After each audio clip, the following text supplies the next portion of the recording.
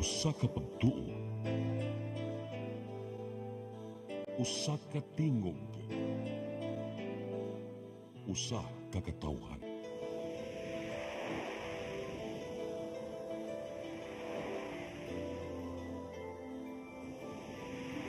Cebu Catholic Television Network.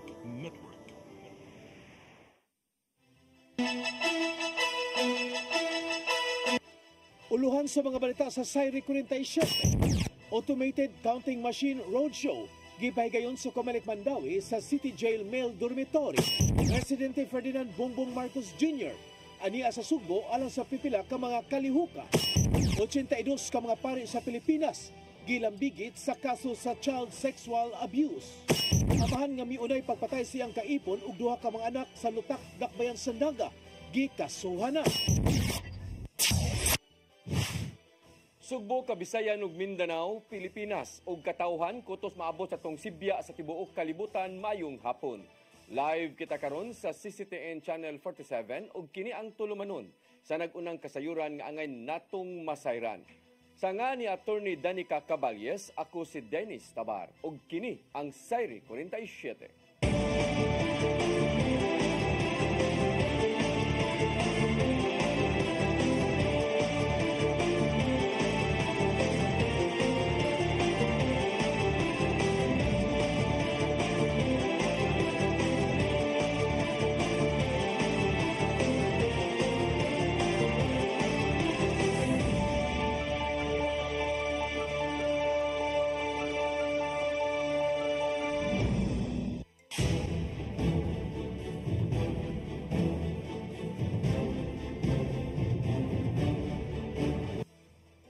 Ug karon sa kompletong detalye sa atong mga balita, Commission on Elections sa Mandawi ni pahigayon og automated counting machine roadshow sa City Jail Male Dormitory. Samtang moabot usab sa 800 ka mga magtutudlo ang nalista na sa Comelec nga mo serbisyo sa eleksyon. Ang kasayuran ihatod ni Mary Rose Sagarino. Nahatagan og kahigayunan ang mga persons deprived of liberty sa Mandawi City Jail nga makasuway sa automated counting machine sa Commission on Elections. Sa gipahigayon nga roadshow sa Comelec, usa ka special demonstration ang gipasiugdahan sa mga local election officers sa Mandawi. Una niini nagpahigayon usab sila og lecture sa mga bahin sa makina ug ang step-by-step nga pagboto. Moabot sa 865 karehistradong mga botante nga mga piniriso gikan sa male jail dormitory ug 5 ka jail personnel ang misalmot sa maong kalihukan. Mo to amo lang gikuan didto kanang educate nga dapat tarungon og shade para ma-count nga dili hugaw-hugawan ang ballots. Apan matud ni Ruyan nga suma sa guidelines sa Comelec kung dili makaabot og 1,000 nga PDL ang prisuhan, dili kini mabutangan og automated counting machine atol sa eleksyon.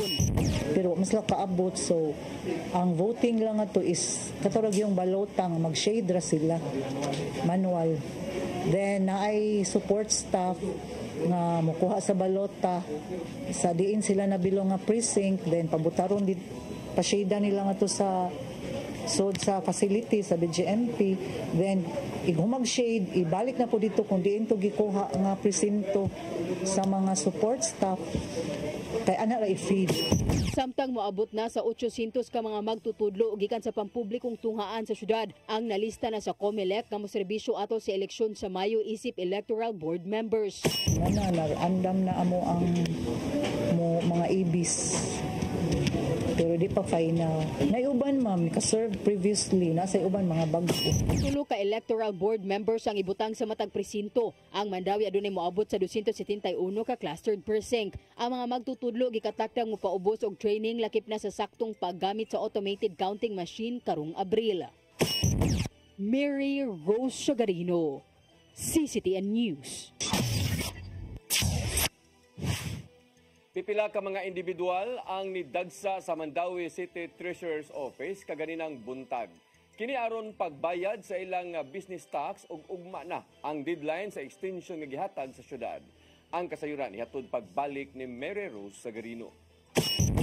Usa ka adlaw sa dili pa ang deadline, gidagsa ang Mandawi City Treasurer's Office sa mga individual nga nibayad sa ilang business tax. Kutob na lang ugma ang gihatag nga extension sa syudad sa Mandawi alang sa mga negosyante aron sa pag-renew sa ilang business permit o pagbayad sa ilang buhis. Human niini makabayad na sila og 25% nga surcharge og dugang nga 2% matag buwan alang sa dugang nga delay. Usa sa mga miapa sa pagbayad kaganinang buntag mao si Melissa Sizaldo. Mato ni Sizaldo nga nadugay siya tungod aduna pay mga giasikaso. Nalit kay checking man gud mo manager check, so need pa na process man gud mo perma na pay dili lang sa ka perma baya ang need na tulong mo perma baya sa checking. So dagang pamuagi niyo anya mo perma dili ben na adayon kay na sila ing field na. Ang business renewal nagsugod ni atong Enero 2 og kutob lang unta Enero 20. Apan gipalugwayan sa syudad pinaagi sa ordinansa aron mahatagan og dugang panahon ang mga negosyante sa pagtuman sa ilang mga rekwisitos. Giawhag ang mga wala pa nakabayad sa ilang buhis sa pagbayad na aron dili maka-penalty. Mag-penalize sila kay taas na biya kayong panahon nga gihatag sa Mandawi ha gilugway sa Mandawi kay January 20 baya gyud unta na. Mary Rose Sagarino, CCTN News. Presidente Ferdinand Bongbong Marcos Jr. nakikita sa mga abogado o ubang mga opisyal sa Kabisayan atol sa pagbalik niya dinhi sa Sugbo.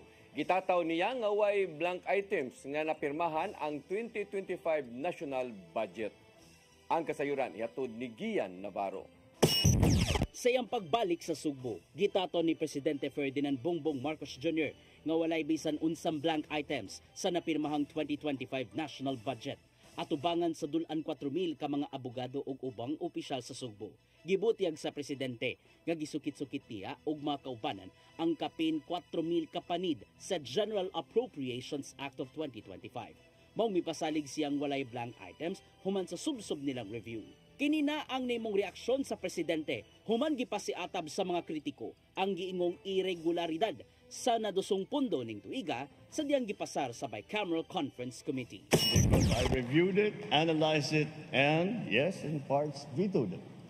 And so for those of you, and up to now I cannot find those damned blank items.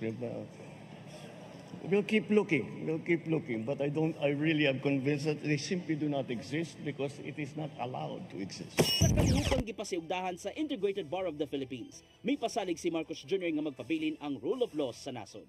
Bisan pa man sa mga teknolohiyang nito mao karon sama sa artificial intelligence. Giawhag niya ang mga tigpanalipod sa balaod nga patigbabaw ang dignidad sa tao. Being a vanguard of the Constitution transcends political affiliation, family legacy, profession. At its core, it is about ensuring that justice is more than just an ideal written on paper. It is about ensuring that it exists in the real world, in the lives of every ordinary citizen. Utang nagihangup sa National President sa IBP ang nimong pasalig sa kasamtangang administrasyon. We feel confident that with His Excellency's support, the Integrated Bar of the Philippines shall succeed in discharging its public responsibilities and productively assist in strengthening our legal and judicial system. Nagsimamat si Marcos Jr. sa mga sakop sa Regional Development Council 7 ug nagpakisayod sa pipila ka mga top priority projects sa rehiyon. Apil sa nimong agenda sa ilang quarter meeting ang mamahimong dagan sa Cebu Bus Rapid Transit Project, Metro Cebu Expressway ug ang gidusong Fort Bridge sa Cebu Mactan. Nakigsaw usab si Marcos Jr. nilang Gobernador Gwendolyn Garcia ug ubang opisyal sa One Cebu Island ug Kabisayan alang sa paniudto sa Kapitolyo. Atubangan sa mga dinapit, gikalipay ni Presidente Marcos Jr. ang paspas nga pagtubo sa ekonomiya sa rehiyon nga nasa 7.3% nitong 2023. Usa sa mga nakahatag og dakong tampo sa ekonomiya sa nasod mao ang Sugbo, hinungdan nga gihangup kini sa presidente. Ladies and gentlemen, our people cannot afford to wait for the benefits of economic growth to trickle down and to translate into improved services, modern infrastructure, and better livelihood. We must take the initiative so that the distribution of wealth has a mechanism, because without such a mechanism, there is no such thing as trickle down. Gipahimdaman sa presidente ang mga opisyal nga tagan pagtagad ang mga development initiatives aron hayan makabot ang makiangayong resulta ngadto sa mga Pilipino. Aking panawagan ay masusi ninyong pag-aralan ang bawat programa at proyekto ng inyong ipapatupad. Planuhin ng maayos ang pagpapatupad ng mga ito at tapusin at maumpisahan sa tamang schedule, lalong-lalo na ang mga priority development projects. Navarro, CCTN News. Buot ni Philippine National Police Chief General Romel Marbel nga himuong civilian-centric ang ilang puwersa aron masulbad ang pipila ka mga isyu. Nakita ni Marbel nga resulta kini sa pagpatigbabaw sa ranggo sa militaristic nga matang sa pagdumala sa organisasyon. Sumapa niya nga pinaagi sa giduso nga reorganization sa PNP, mamahimong paspas ang pagkabot sa bisan unsang desisyon. Alang niya makahatag og kahasol ang usa ka police officer sa tanan nga mga sugo gikan sa taas nga ranggo sa posisyon. Mao nga gihangyo ni Marbel ang Kongreso nga i-amend ang DILG Act of 1990 aron bag-ohon ang sistema sa liderato sa kapulisan lokop nasud.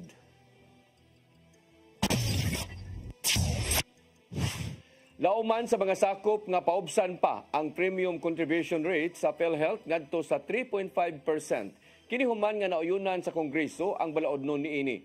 Ang kasayuran ihatod ni Gian Navarro. Giuyunan sa Kongreso ang balaodnon nga naninguhang mapaubsan pa ang binuwang bayranan sa mga miyembro sa Philippine Health Insurance Corporation kon PhilHealth.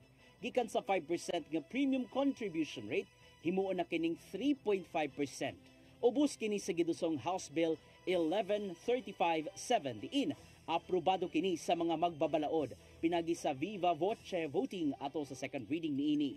Matod sa committee report nga gipaninguha sa mong balaodnon ang pagpalikon pa sa healthcare system sa nasod.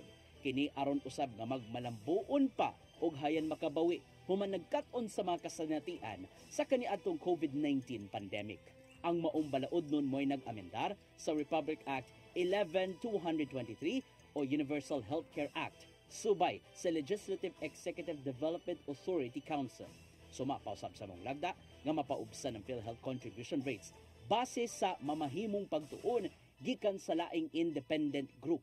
Ang maong adjustment sa bayranan ipaubos pa sa pagtugot sa Kongreso sa higayong iduso na ang national budget alang na sa sunod tuig. Gipasalamatan ni Health Secretary Ted Herbosa ang mga kongresista sa pag-aprobar sa mong lagda. Ilabi na ang House Appropriations Panel Chairperson nga si Kongresista Stella Kimbo sa Marikina City District. Gilaw manusab nga mapatuman diya dayon sa higayong pirmado na sa Pangulo ang maong balaodnon. Gian Navarro, CCTN News.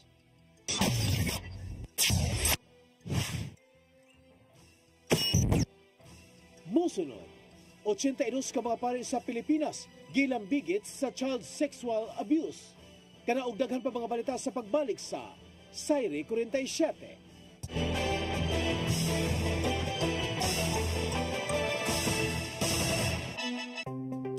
Discover the beauty of the Philippines.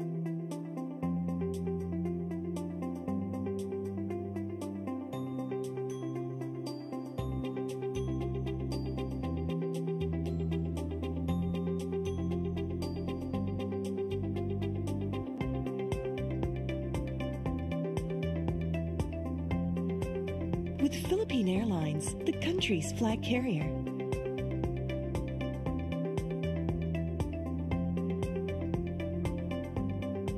The airline that lets you feel the warmth of the nation.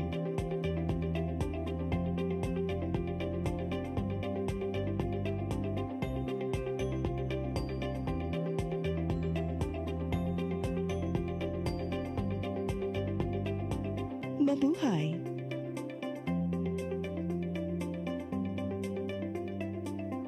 Speed powder comes in different variants, each with their own unique fragrance that gives long-lasting, clean, and fresh scent to your clothes, has microscopic speckles that helps penetrate the dirt, and contains additional whitening agents to achieve a brighter, clean clothes. Speed powder, Bilis Laba, Bilis Linis, a product of Well-Made Manufacturing Corporation. On behalf of Fairchild Cooperative, I would like to thank all the members who have been with us all these years and who continue to support and patronize our services.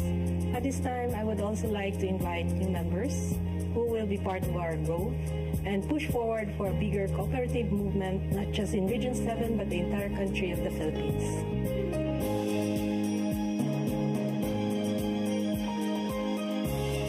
Fairchild Cooperative. Your cooperative, your community, your partner for life.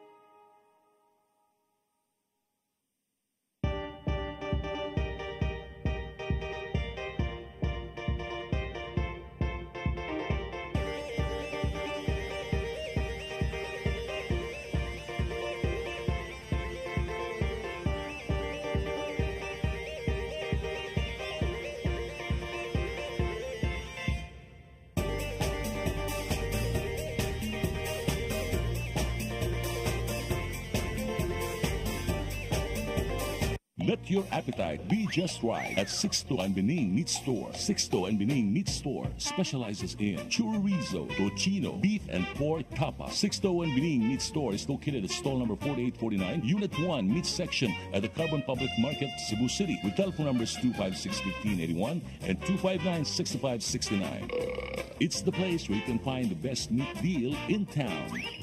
Buying your fresh meat at a low price? Come to Sixto and Bening Meat Store.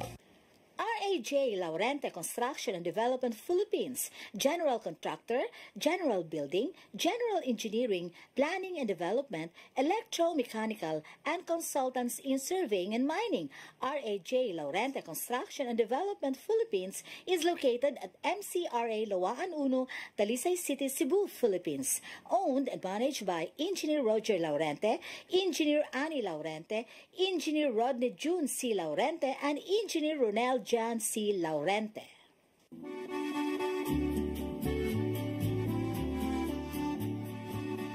If you love the beautiful Italian furniture you are surrounded when you travel in Italy or anywhere in Europe, now you can find already in the Philippines with our different branches in Luzon, Visayas, and Mindanao from the multi-awarded Italian export furniture manufacturer based in Cebu. You can visit our showrooms in SM Limery, SM Lipa Batangas, Kingpo Boulevard, Davao City, SM Mind Pro, Zamboanga, SM Seaside Cebu, Linkitcay, Cagayan de Oro, North Reclamation Cebu, Banilad Cebu, and other showrooms nationwide. You can have the best Italian quality designs and finishing of your dreams. Giardini del Sole. You will forget the price, but our quality will stay with you forever. Our Cebu Banilad showroom is located at Governor Cuenco Avenue, Barangay Gasambagan, Cebu City. SM Seaside Showroom, 2nd floor, City Wing, SM Seaside, Cebu City. Visit our Facebook and Instagram pages for more information or visit our website at www.giardinifurniture.com. Giardini del Sole.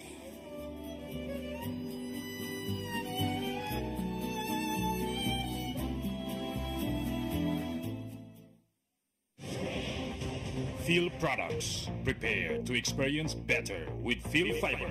Two great services for one low price. Digital cable TV. Go digital and enjoy more than 100 channels. No additional charge on premium channels. Pure fiber internet. Fast, consistent, and reliable. No data capping. Watch, surf, and save with Phil Fiber Bundle. Indulge to your favorite channels and experience better with fast and reliable internet connection. Experience better with more premium TV channels with prompt customer assistance and technical support with fast and reliable internet connection. Get connected now with Phil Products and prepare to experience better. We promise to expand our services coverage. For more information and inquiries, visit us at Phil Products Main Office, North National Highway, Bantayan, Dumaguete City.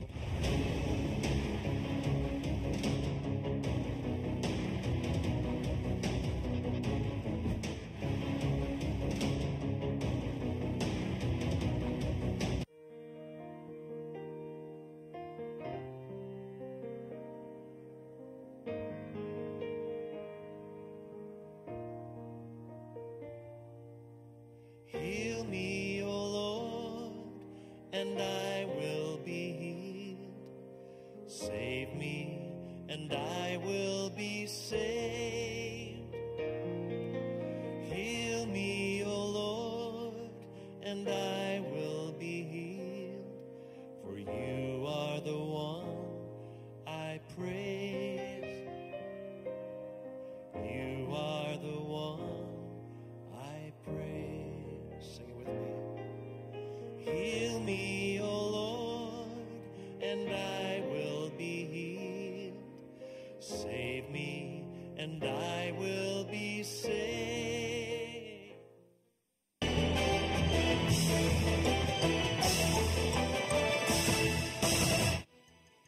Balik sa ato mga balita, 82 ka mga pari sa Pilipinas gituhuan nilang bigit sa child sexual abuse sumapa sa usa ka independent report.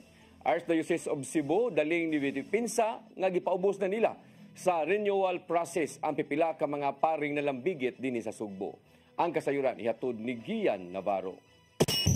Gidokumento sa grupong Bishop Accountability ang giingong pagpang-abuso sa mga kaparian sa simbahang Katoliko. Sa gipagawas nilang report, moabot sa 82 ka mga pari ug brothers ang gituuhang nanamastamas ngadto sa mga menor de edad. Gilangkuban kini sa mga paring nagserbisyo sa Pilipinas, samtang ang uban naitabo sa ubang nasod ang maong pagpang-abuso. Nagagikan ang ilang mga nahipos ng impormasyon gikan sa local news reports, mga dokumento gikan sa managlaing hingtungdang ahensya o sa prosekusyon.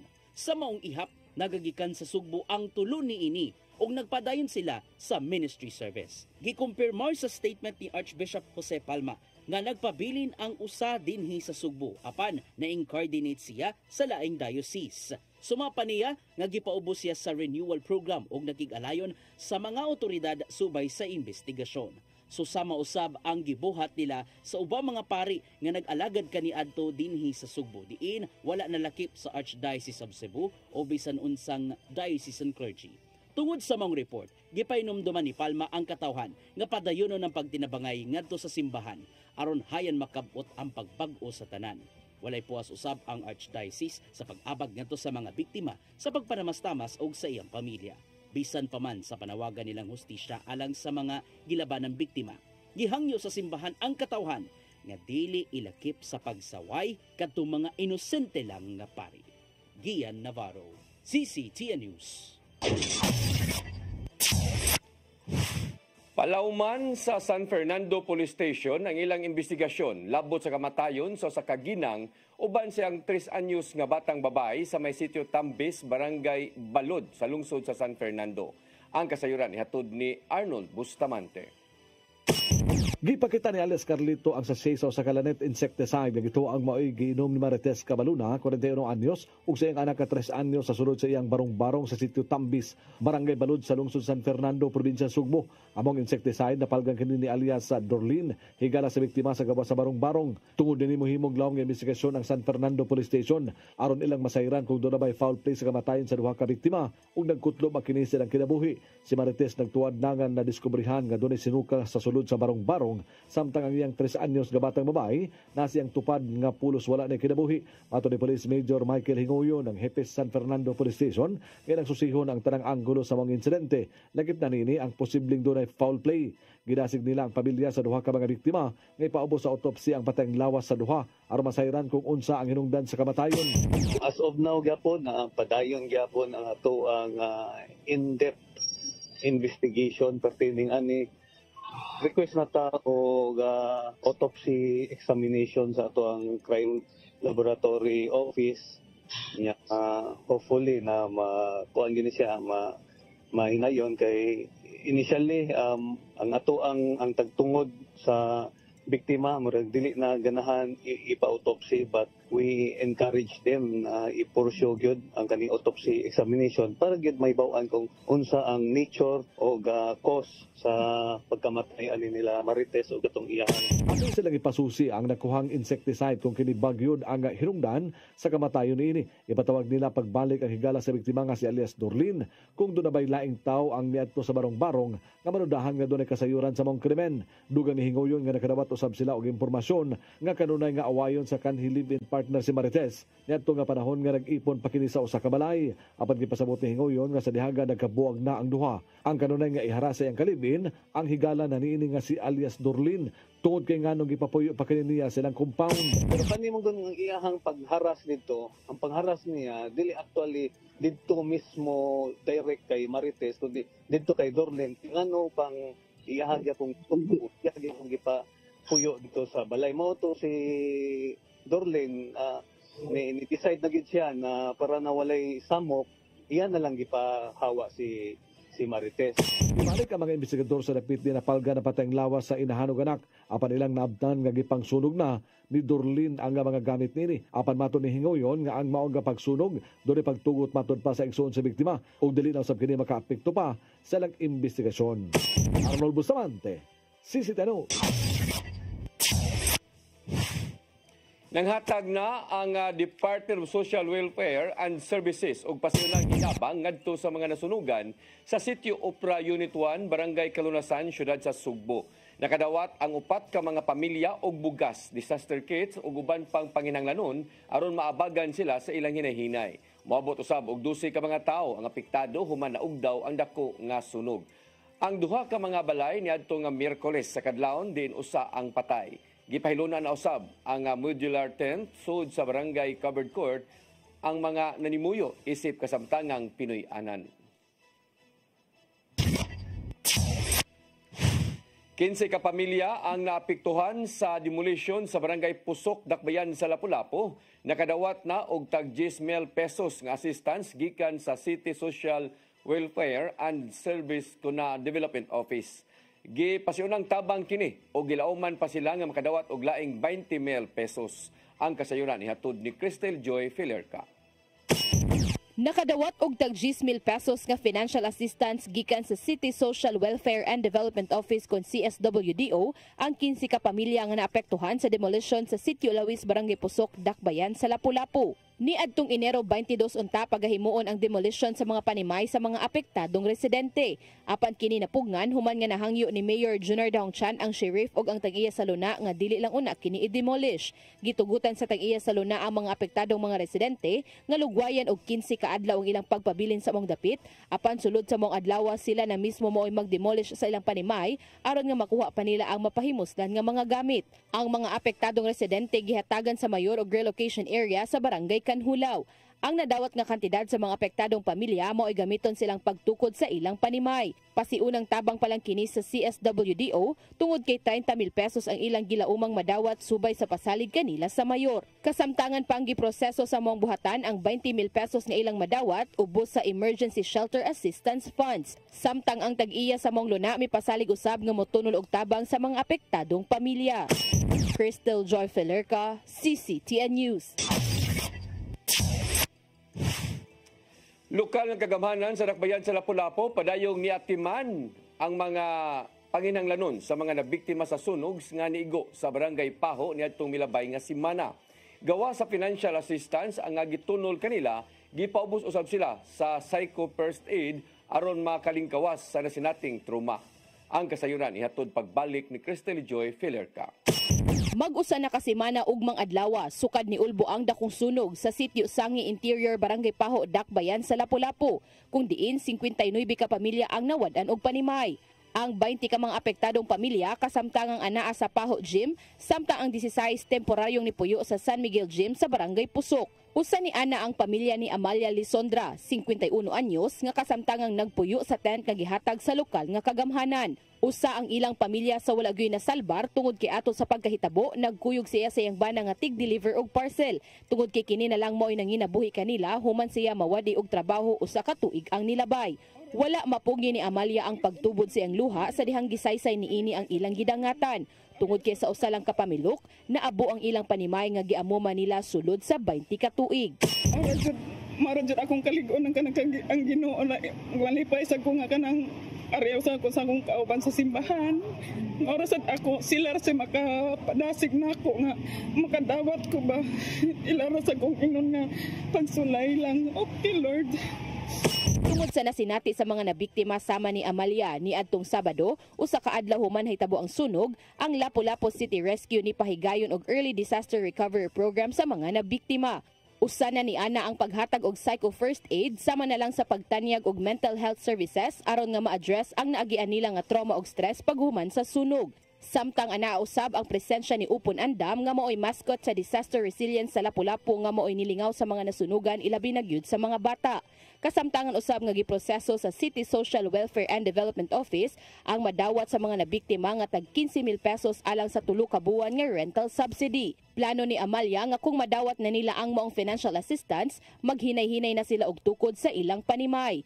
Gihatagan hinuon sila og kasiguraduan nga makatukod sila og balik. Amo lang ana samtang tagaan min lag kuan, tagaan min lag 15,000, amo lang na siyang ipabarog or kuan og magbarong-barong lang sa mi.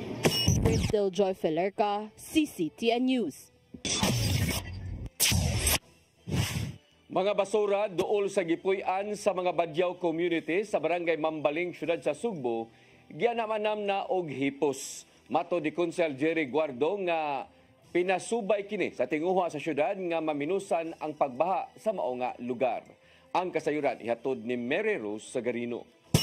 Gianam-anam na og hipos ang mga naggatag nga basura sa usa ka bahin sa Sitio Nava, barangay Mambaling, siyudad sa Sugbo, sa tinguha nga maminusan pa ang pagbaha sa maong dapit. Gipanguluhan ni Konsehal Jerry Guardo, Kapitan Roseler Salvador ug mga sakop sa Department of Engineering and Public Works ang paghakot sa mga basura aron mahawan. Suma pa ni Guardo nga kabahin kini sa tinguha sa kagamhanan sa siyudad nga mahawan ang mga agianan sa tubig gikan sa pagtanggo nga da sa mga basura. Nakita ni Guardo nga sirado ang mga kanal sa maong dapit tungod sa mga basura o gipakapinan pa sa mga estrukturang gitukod. Dugang pa sa konsehal nga usa sa mga tumong sa pagpanglimpyo mao ang pagsigurong luwas sa bisan unsang mga sakit ngadto sa mga residente. Nasayran nga kadaghanan sa mga namuyo sa Sitio Nava mga Badyaw nga dugay nang nahimong residente. Maong usa sa mga gipangantos nila mao ang pagbaha sa higayong mubundak ang kusog nga uwan. Gipasalamatan mismo sa mga barangay officials ug mga residente ang Cebu City Government sa paghimo sa maong lakang. Mary Rose Sagarino,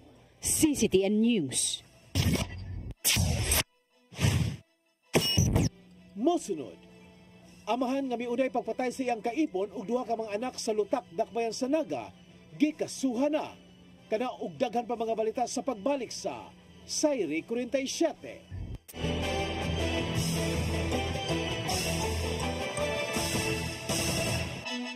Speed powder comes in different variants, each with their own unique fragrance that gives long-lasting, clean, and fresh scent to your clothes, has microscopic speckles that helps penetrate the dirt, and contains additional whitening agents to achieve a brighter, clean clothes. Speed powder, Bilis Laba, Bilis Linis, a product of Well-Made Manufacturing Corporation. Your path to a new start. Nutrition. Exercise and elimination. Water.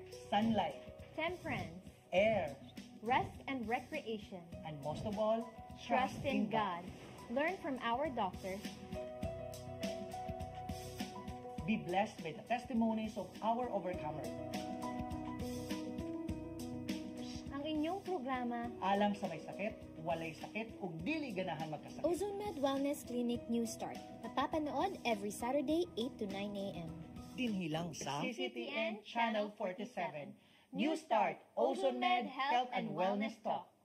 Bisitaha ang OzoneMed Wellness Clinic na himutang sa BPI Cebu Corporate Center, Luzon Avenue, corner Archbishop Reyes Avenue, Cebu City. For your printing needs, come to Stitches and Wear. We print t-shirts, jackets, towels, caps, factory, office, and sports uniforms, bags, embroidery products, mugs, umbrella, and other giveaways. For inquiry, contact Samson Ochu, General Manager, care of Cebu Cube Ice Compound, M. Sinisa Street Extension, Kasuntingan, Mandawi City, Cebu. Telephone number 6332-268-0696 and 346-3358. 0917-926-3558. Cell phone numbers 0916-9263-5216, 0922-890-3302, and 0917-631-3584. Or email us at stitchesandwear@yahoo.com, stitchesandwear@gmail.com, and samichu168@yahoo.com.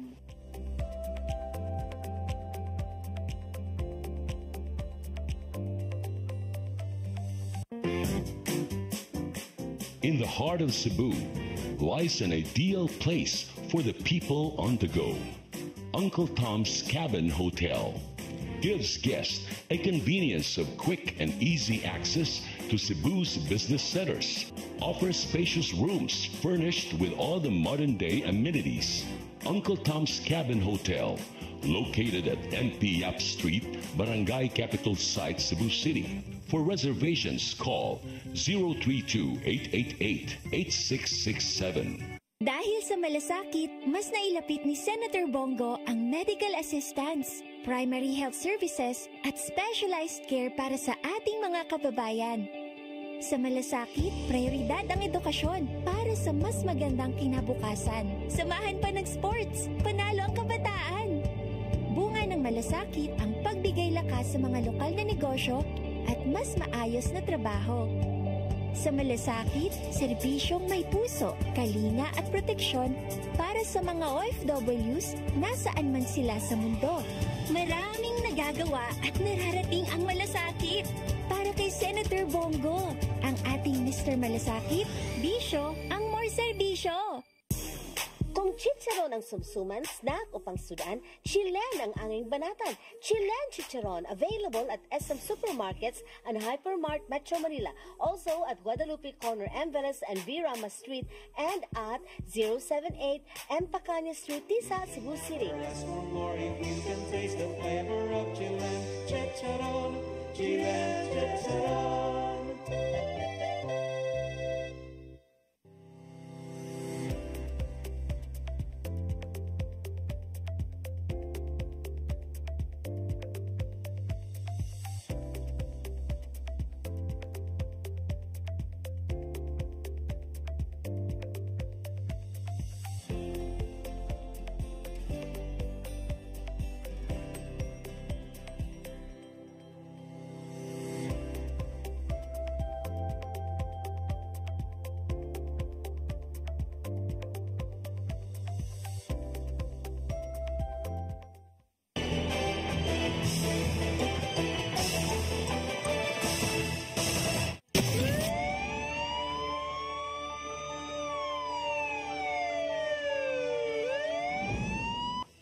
Balik sa ato mga balita, amahan nga gituoang miunay pagpatay sa mga mag-inahan sa dakbayan sa Naga gipaubos na sa inquest proceeding ug napasaka na usab ang kasong murder, parricide ug direct assault.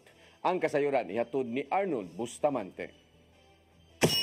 Nakadusunang dokumento ang Naga City Police Station ngadto sa buhatan sa Piskalya sa Bangsudan alang sa pagpasakag kasong murder, 2 counts of parricide o direct assault o napaubos na usab sa inquest proceeding sa piskal ang suspitsado nga si Carlo Camporedondo sa sulod mismo sa Vicente Soto Memorial Medical Center. Mato ni Police Lieutenant Colonel Vernino Nocerale, ang hepe sa Naga City Police Station, nga man nila maduso ang kaso, magpaabot na lang sila sa resolusyon og information sa buhatan sa Piskalya kung ipasaka ba sa korte alang nasa formal nga pagtaral sa kaso. May pasabot si Nocerale nga ang kasong direct assault sila na sa PNP ang ipasaka ini human nga misuway ni og sukol sa mga pulis nga milusad og hot pursuit operation pinagi sa suway nga pagtigbas sa suspitsado gamit ang sundang nga mausab ang gigamit nini sa pagpatay sa ang kaipon og duha niya ka mga anak. File na siya kay na-receive naman sa fiscal's office nato. Mulat na lang ta sa resolution and hopefully information if ipasaka sa atong fiscal's office ang for complaints nga to gi-file. Kasamtangan nga ipaubos pa sa hospital arrest si Camporedondo tungod kay ipaubos pa sab kini sa operasyon. Mato ni Nocerale nga sinang ila kining gipangutana nganong nahimo niya ang krimen sa iyang pamilya, muli kay kini og dili mo tingog sa pagtuo nga guilty siya sa iyang nahimo. Apan motubag kini og panagsa sa mga pulis nga mao nagbantay niya nga nalimot nang matod pa siya sa maong hitabo. Kung basihan ako ang statement sa akong mga personnel dito is in avoidance bangkod sa ani nga topic, ani nga matter ba. So lahi-lahi siya og interpretation based on his situation, pwede gina-avoid niya because trying to deny ang reality nga motong na itabo siyang pamilya, siya pagid ang responsable sa pagkamatay sa iyang living partner and two children. Ang kunusab ni si Raleigh nga nakigalayo na nila ang Commission on Human Rights 7 apan dili sa kaso sa suspitsado kundi nangutana lang sa gihimong investigasyon. Nagatutok ang CHR sa kahimtang sa City Anyos nga bata nga bugtong nahabilin sa pamilya ilabi na sa paghatag og tabang niini. Una na nga mipasalig ang kagamanan sa Dakbayan sa Naga nga nangabagan ang maong nga bata ilabi na sa pagpatunghan niini lakip na sa kabanay sa mga biktima. Arnold Bustamante, CCTV News. Laumang itukod ang labing unang 12 kaandanan nga public school building sa nasod diri sa barangay Basak sa Nicolas ning Dakbayan sa Sugbo. Giplanuhan nila ni Cebu City South District Representative Ido Rama o Education Secretary Sani Angara ang groundbreaking sa building sa Don Vicente Rama Memorial National High School. Kuyog usab sa maong kalihukan si DPWH Secretary Manuel Bunuan o uban pang mga sakop sa gabinete. Mahimutang sa maong dakong edipisyo ang 42 ka mga classrooms aron atimanon ang hangtod 2,000 ka mga estudyante nga puno na sa mga bag-o nga kahimanan. Gipasalamatan ni Kongresista Rama ang nasudnong kagamhanan sa pagpatuman sa nisgutang proyekto isip kasulbaran sa kakuwang sa classroom sa nasud.